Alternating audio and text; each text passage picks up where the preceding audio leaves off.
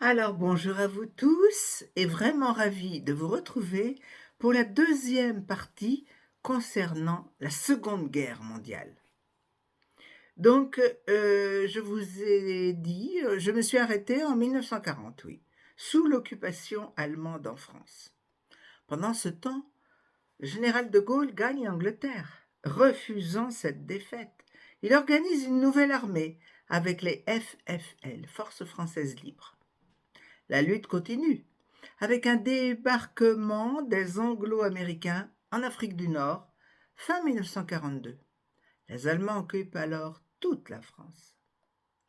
Secrètement, dans la France occupée, des groupes de résistance se forment dès 1940.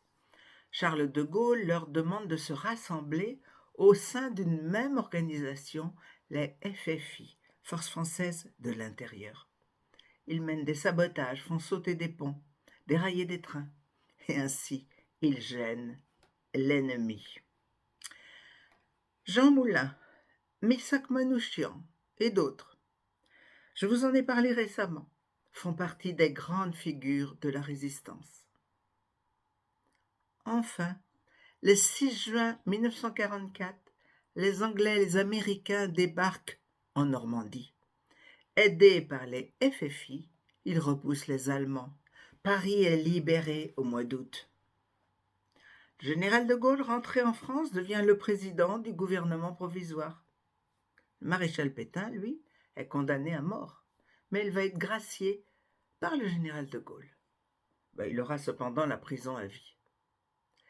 Malheureusement, les Allemands n'hésiteront pas à se venger avec des massacres de villageois, comme à Oradour-sur-Glane, dans le Limousin.